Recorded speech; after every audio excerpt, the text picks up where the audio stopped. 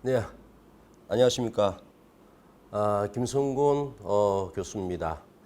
아, 이번 시간에는 소방전기 일반 이 부분 가지고 여러분들하고 시간을 가져보도록 할 건데 이번 시간에는 목차 가지고만 어떤 것을 공부를 해야 될지 그 목차 가지고만 여러분들하고 시간을 가져볼 생각입니다. 일단은 소방전기 일반들이 사실은 굉장히 좀 어려워하는 것 중에 하나이고 사실은 이제 전기를 전문으로 했던 공부를 했던 사람들 위주로 된 사람들은 조금 더 수월하게 접근할 수 있지만 기본적으로 전기를 배웠지 않았던 사람들은 좀 어려워하는 과목이다. 이게 보시면 되고 거기에 기본서들이 전기 전공을 하셨던 분들의 기본서들이 다 포함이 되어 있는 부분들이니까요.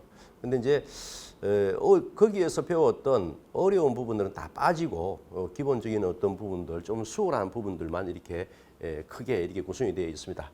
챕터별로 보면 전기 회로를 보게 될 거고 전기 회로라는 부분들은 여러분들이 전기과에서 배웠던 회로 이론 그리고 전기 자기학 자 이런 부분들을 배우는 학문이라고 이렇게 보시면 되겠고요. 좀 이따 전기 회로에 대해서 좀 더 구체적으로 알아볼 건데 하여튼 기본적으로 전기공학과를 나왔던 사람들의 회로 이론과 전기 자기학을 배우는 어떤 그 파트입니다. 그리고 전기기기입니다. 전기기기는 전기에서 사용되는 어떤 부하 설비들, 전기를 이용하는 설비들, 아니면 전기를 변성하는 설비들 이런 것들이 포함이 되어 있는데 기본적으로 전기를 사용하는 어떤 전동기, 그리고 전기를 변성하는 변압기, 그리고 직류기 이런 것들로 구성이 되어 있습니다. 그다음에 챕터 3는 제어 회로입니다. 제어 회로에는 기본적으로 시퀀스와 제어 회로에 관계되는 어떤 이런 부분들인데 시퀀스라는 부분들은 어떤 설비에 대해서 프로그램이 미리 짜여져 있죠. 그리고 짜여져 있는 그 프로그램에다가 순차적으로 진행될 수 있도록 미리 짜여져 있는 어떤 구조. 그런 부분들을 배우는 어떤 설비인데, 자, 전지 쪽에서 제어 회로 쪽은 어떤 설비를 동작시켰을 때 순차적으로 동작시킬 수 있는 어떤 사람의 머리와 같은 역할을 하는 부분들이 제어 회로다 이렇게 보시면 되겠고, 그다음에 이제 전자 회로가 있습니다. 전자 회로에서는 기본적으로 IC 이 소자들로 구성이 되어 있는데 IC 소자들이 점차 그 쓰임새가 많아지고 있죠. IC 소자들을 통해서 기본적으로 스위칭 역할을 하기도 하고 그리고 방향을 한 방향으로 흐르게 하는 다이오드 이런 부분들이 있고요. 그다음에 트랜지스터 이런 부분들로 구성되어 있는 부분들을 잠깐 볼 거고요.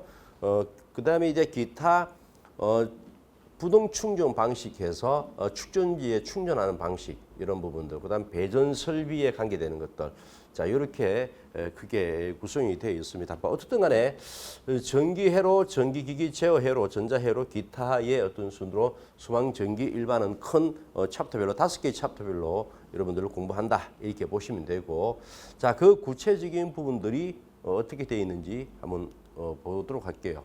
자, 전기 회로는 직류 회로입니다. 일단 직류 회로. 챕터 1의 전기 회로에서 첫 번째는 직류 회로입니다. 자, 직류 회로에서는 여러분들이 기본적으로 전기는 주기적으로 변하지 않는 직류가 있고 주기적으로 전기의 크기가 변하는 교류가 있습니다. 그게 사실은 이제 직류와 교류 이 두 가지로 크게 구성이 되어 있고 직류 회로는 주기적으로 시간에 따라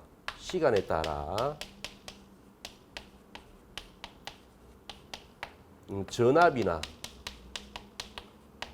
전류 그리고 전력의 크기가 변하지 않는 거예요.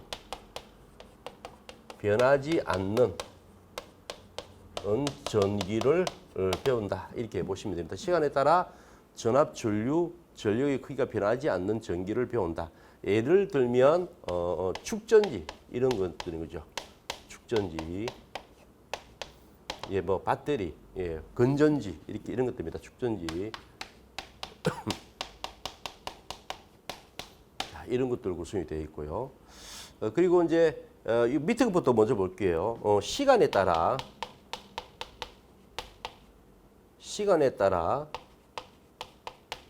그 크기가 전압, 전류, 전력의 크기가 변하는 전기를 배우는 것들을 이야기합니다. 자, 이런 것들이 일반적으로 여러분들 집에서 쓰는 220V 교류 220V입니다. AC라고 얘기하기도 하고요. 여기는 DC 이렇게 되어 있습니다. 그래서 이런 부분들에 대한 해석을 배워가는 과정들을 배우게 될 거고, 그 다음에 여기는 사실은 전기자기학을 배울 건데, 사실은 여기서 분리돼 요 두 개는 요거 1과 3은 회로 이론이 되어 있고요. 전기를 배우시는 어떤 기본적 전기과에서 배우는 어떤 회로 이론에 대한 부분들을 여러분들 잠깐 배우는 것들이고, 여기는 전기자기학을 배웁니다. 자, 전기자기학에서는 기본적으로 뭐냐면 이런 게 있습니다. 정전개가 있고요. 그 다음에 정자개가 있습니다. 자, 정전개는 정지되어 있는 전압, 정지되어 있는 전하에 의해서 일어나는 여러 가지 물리적인 현상을 배우는 거고요. 자, 정자개는 정지되어 있는 자석에서 일어나는 물리적 현상을 배우는 겁니다. 자, 그러면 정지되어 있는 전하는 뭐냐면 여러분들 플러스 마이너스 있잖아요. 여기서 일어나는 여러 가지 물리적 현상들을 배우는 거예요. 사실은 플러스와 마이너스는 당기는 힘이 발생할 거고, 플러스와 플러스가 있다 그러면은 플러스와 플러스가 있으면은 밀어내는 힘이, 마이너스와 마이너스가 있을 때는 또 밀어내는 힘이 발생하겠죠. 자, 여기서 일어나는 어떤 플러스 마이너스 이 전하에서 일어나는 물리적 현상들을 배우는 것들을 정전개라고 얘기하고요. 그리고 정자개는 N극, 자석 있잖아요. 자석의 N극과 자석에서 S극에서 일어나는 여러 가지 물리적 현상들을 배운다 이렇게 보시면 됩니다. 그래서 여기서는 자석에 대한 부분들을 배우고, 그리고 이것은 플러스 마이너스의 전기는 플러스 마이너스에서 일어나는 여러 가지 물리적 현상들을 배운다. 그것을 정전개라고 그러고, 자석에서 일어나는 물리적 현상들을 배우는 게 정자개다. 자, 여기서의 어떤 힘들은 어떻게 작용을 하고, 여기서 플러스 마이너스 힘은 또 어떻게 작용하고, 그걸 나중에 이제 배울 때 쿨롱의 법칙이라고 얘기를 하긴 하는데, 자, 요런 부분들을 여러분들하고 보게 될 겁니다. 그래서 기본적으로 전기회로에서는 이런 부분들로 위주로 공부를 한다 이렇게 보시면 되겠고요.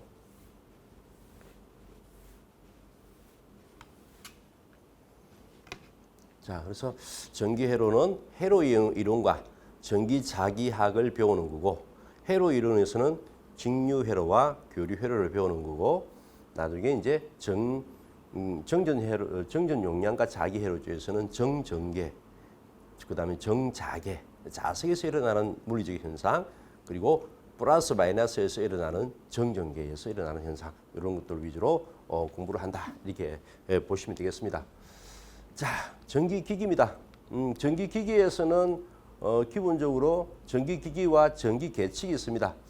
자, 전기기기는 뭐냐면 전기를 사용하는 설비에 대해서 배운다 이렇게 보시면 되고요.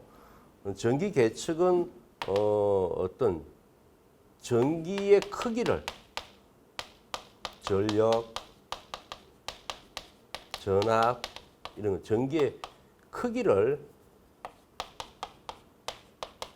측정하는 거다 이렇게 보시면 되겠습니다. 나중에 자 전기를 사용하는 설비들은 어떻게 나누냐면 나중에 직류기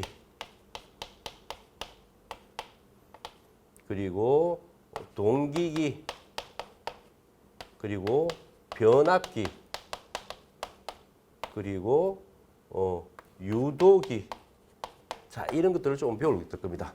자 직류기 동기기 변압기, 유도기 이렇게 배울 겁니다. 자, 직류기는 직류를 사용하는 발전기와 직류를 발전해내는 발전기와 그다음에 직류를 사용하는 직류 전동기가 있어요. 전동기에서 조금 배울 거고 동기기는 교류를 만들어내는 발전기다 이렇게 보시면 되겠고요. 자, 이런 것들을 좀 배울 겁니다. 자, 변압기는 여러분들 너무 잘 아실 거예요. 전압을 100볼트로 전압을 바꾸는 데 쓰죠. 전압을 변성하는 데 쓴다. 그래서 일반적으로는 뭐냐면 전압을 높은 전압을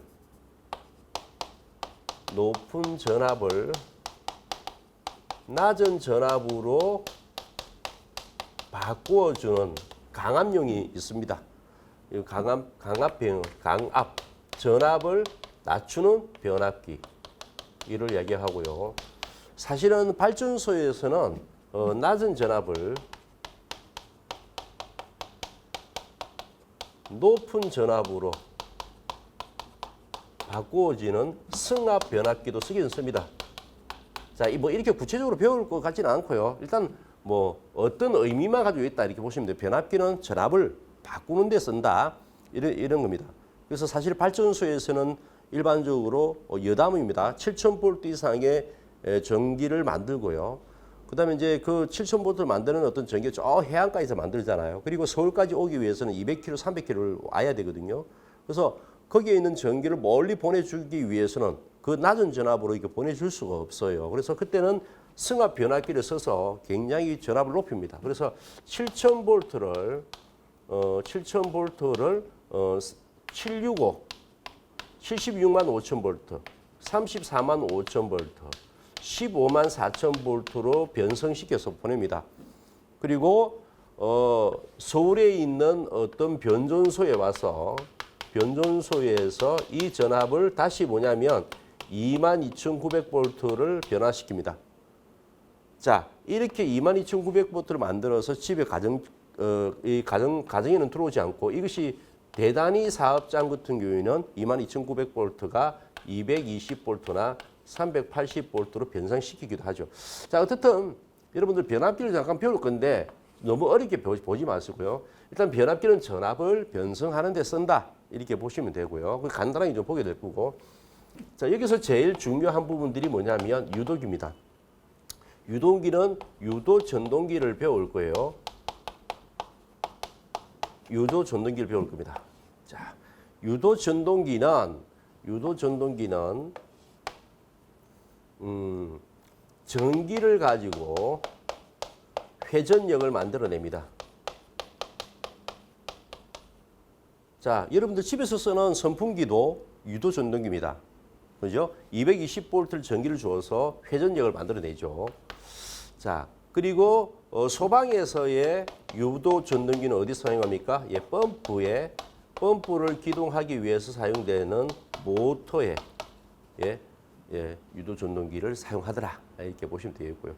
자, 뭐 하여튼 어떻든 간에 전기기기는 전기 사용 설비, 직류기, 동기기, 변압기, 유도기 이런 부분들을 좀 더 구체적으로 알아보는 어떤 설비다. 이렇게 보시면 되겠고. 자, 지금은 이렇게 뭐 어렵게 하지는 않을 거예요. 사실은 여러분들 전기의 성의과에서 배우는 부분들 어렵게까지 하면 굉장히 많은 시간을 투자해야 되니까 제가 간단하게만 하고 필요한 것만 찝어주고 이렇게 넘어갈 거니까 너무 걱정하지 마십시오. 자, 그 다음에 자동 제어 회로입니다. 자동 제어의 기초가 있고, 자동 제어의 기초들은 기본적으로 자동 제어라는 의미가 뭐냐, 개념이. 예. 자동적으로 어떤 설비를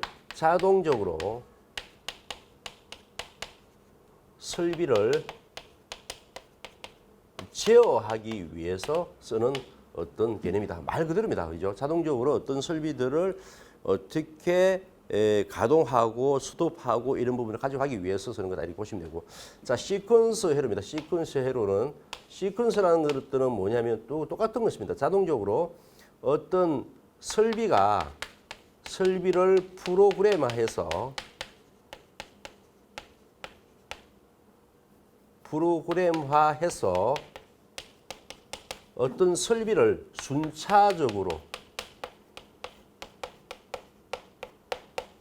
동작시키는데 필요한 설비입니다. 사람의 머리와 같은 역할을 하는 거죠. 사람들이 생각을 하잖아요. 내가 오른손은 어떻게 해라, 왼손은 어떻게 해, 그리고 오른발은 어떻게 해, 왼발은 어떻게 해, 이런 식으로 어떤 설비를 프로그램해서 순차적으로 동작시키는 걸 이야기하는 겁니다. 여러분들은 이제 커피를 한 잔 뽑아 먹기 위해서는 자판기에서 어떻게 해야 돼요? 동전을 집어넣어야 되죠. 그리고 어떤 커피의 종류를 선택을 해야 눌러야 되고, 그러면 누르게 되면 컵이 먼저 나오고, 그러면 이제 뒤에 이제 기본적으로 물이 나오고 또 프림이 나오고 설탕이 나오고 이런 식 이게 순차적으로 동작시킬 수 있는 어떤 시스템이 되는 거죠. 이런 것들이 사실은 정해진 프로그램에 따라서 순차적으로 동작시키도록 만들어져 있는 겁니다. 그죠? 그런 것들이 사실은 시퀀스의 일부분이다 이렇게 보시면 되겠습니다. 자, 이런 것들을 잠깐 보게 될 거고요. 자, 전자회로입니다. 전자회로는 IC 소자가 있습니다. 일반적으로 다이오드, 그리고 트랜지스터, 그리고 사이리스터. 자, 이런 것들이 있습니다. 자, 이런 것들에 대해서 조금 더 배울 건데, 사실은 다이오드는 이렇게 표시를 하죠. 그래서 한쪽 방향으로만 흐를 수 있도록 해놓고 있는 어떤 설비들이죠. 트랜지스터는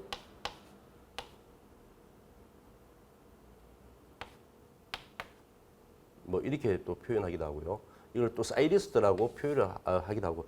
자, 트랜지스터는 스위칭, 그리고 어떤 신호를 증폭합니다. 신호를 올려주기도 하고 스위칭 역할을 하기도 합니다. 자, 사이리스트도 스위칭 역할을 하는 게 있고요. 그리고 어떤 정폭 이런 부분들이 다 기본적으로 하는 걸로 되어 있습니다. 그래서 전자회로에서는 이런 것들을 기본적으로 좀 더 IC 소사에서 조금 더 알아볼 거고요. 그 다음에 챕터 5에서는 이렇게 되어 있습니다. 부동 충전 방식. 요거는 이제 축전지에 축전지를 사용하면 충전을 해야 되잖아요. 여러분들 핸드폰도 충전해야만 쓸 수 있도록 축전지를 충전할 때 쓰는 방식입니다. 그래서 부동 충전 방식은 평상시에는 전원 측에서 공급되는 설비가 공급되는 전압이 되는 전기가 뭐냐면 이렇게 됩니다. 축전지를 충전시키면서 그리고 부하에 공급합니다. 자, 축전지를 충전시키면서 부하에 공급을 하죠. 평상시에. 그리고 만약에 문제가 되면 이 전원축에서 문제가 되면 이 충전된 축전지를 통해서 전기를 또 부하에 공급할 수 있도록 이렇게 되어 있습니다. 좀 더 구체적으로 그리면 이렇게 되어 있습니다.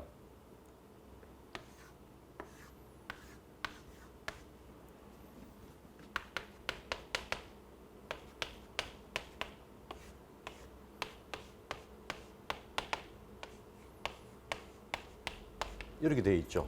자, 여기 AC입니다. 자, 교류를 공급하고 있고요. 교류를 주기적으로 변하는 이런 어떤 교류를 넣어주고 있고요. 충전기는 여러분 이제 AC를 이 충전기에는 목적은 뭐냐면 LC를 DC로 바꿔준다. 자, AC가 교류요. 교류를 직류로 바꿔준다. 여러분들의 핸드폰은 교류입니까? 직류입니까? 직류죠. 직류니까 사실은 콘센트에서 꽂아 쏘는 것은 교류죠. 그래서 그것을 꽂아서 바로 교류를 넣어줄 수가 없어요. 그래서 충전기가 있는 거죠. 그래서 충전기라는 부분들은 뭐냐면 교류를 직류로 바꿔주는 어떤 설비다 보시면 되고요. 자, 축전지에 이렇게 되어 있습니다. 그래서 충전기가 축전지에 충전을 해주면서 부하에 공급을 하고 있어요. 자, 만약에 충전기가 고장이 났다든지 만약에 1차 측에서 전기가 들어오지 않는다 그러면은 이 축전지를 통해서 다시 충전되고 있는 축전지를 통해서 이렇게 공급하도록 만들어진 게 부동 충전 방식입니다.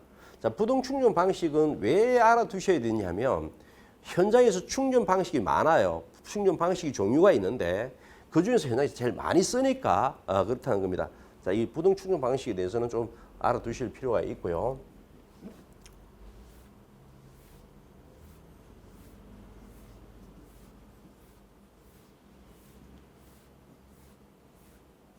자, 배전 설비입니다.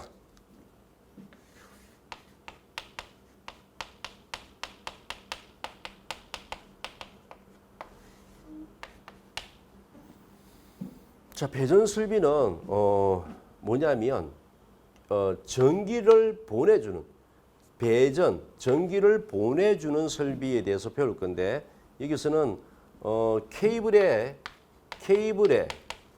전기를 보내주는 케이블의 굵기를 결정하는 요소는 어떤 게 있느냐 이렇게 배울 거예요. 자, 이런 것들은 좀 알아두시는 게 좋은데 케이블 굵기는 허용 전류. 자, 그 다음에 허용 전압 강화.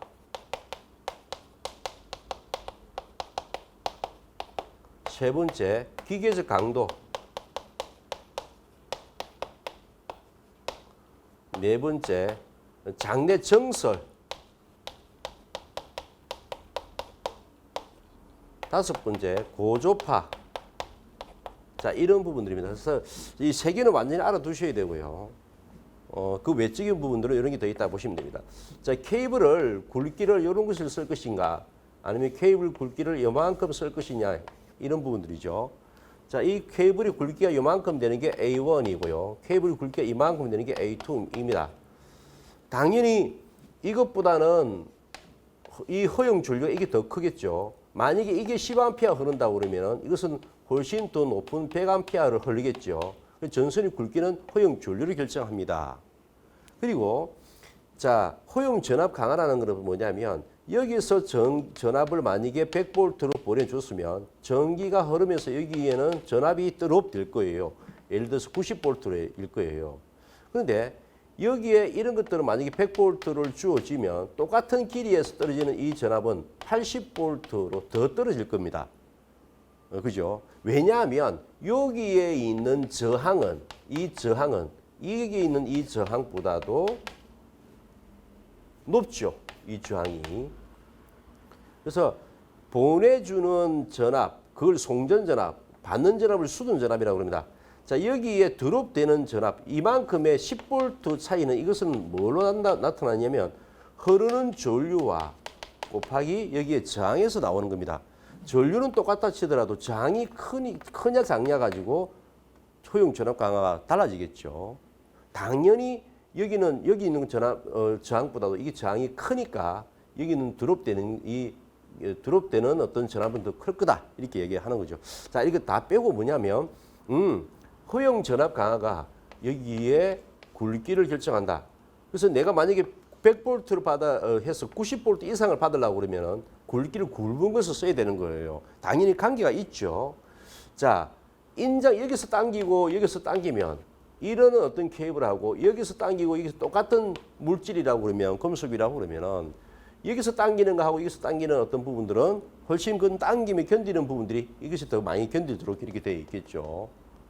자, 이런 부분입니다. 그래서 장내 정설, 고조파에 대한 부분들도 좀 더 볼 겁니다. 그래서 이런 부분들, 여러분들 일단은 뭐냐면 시험을 치는 데 있어서 허용 전류, 허용 전압 강화, 기계적 강도, 장내 정설, 그리고 고조파에 대한 부분들 이런 것들을 배운다 이렇게 보시면 되고요.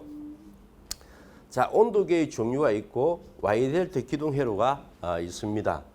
자, 이렇게 해서 여러분들 크게 돼 있고 이렇게 이제 해서 전체의 어떤 시스템을 다 보게 될 겁니다. 그래서 5개의 파트로 되어 있고 그 5개의 파트로 이제 구체적으로 다음 시간 때부터 알아보도록 하고 지금 오늘 이 시간은 어떤 설비에 대한 목차들만 가지고 어떻게 공부를 할 것인가 가지고 여러분들 보게 될 겁니다.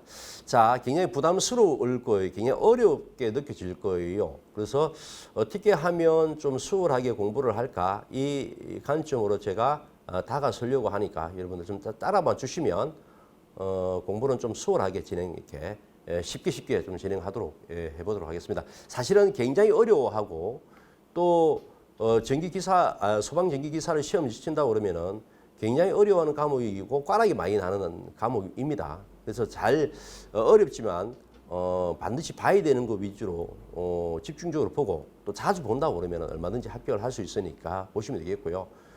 그리고 여러분들 이제 대학생에 대한 공부니까 조금 더 이제 그런 부분들 원리 위주로 좀 알아두실 필요도 있겠죠, 그죠?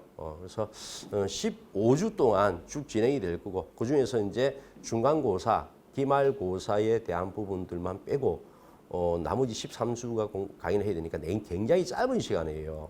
왜냐하면 이 과목들이 거의 한 4과목 정도 되는 과목들이 전기과에서 배우는 4과목이 거의 4년 동안 거의 한 2, 3년 동안 배워야 되는 과목이잖아요. 그걸 여러분들이 그 13주에 한다는 것은 굉장히 어려움이 있으니까 제가 어떻게 하면 좀 수월하게 여러분들 다가설 수 있을런지 그런 거 위주로 좀 더 공부를 하도록 하겠습니다. 그래서 너무 이렇게 포기하지 마시고 그리고 잘 따라만 와주시면 되겠다는 생각이 듭니다. 자, 오늘 수업은 여기까지 진행하도록 하겠습니다. 감사합니다.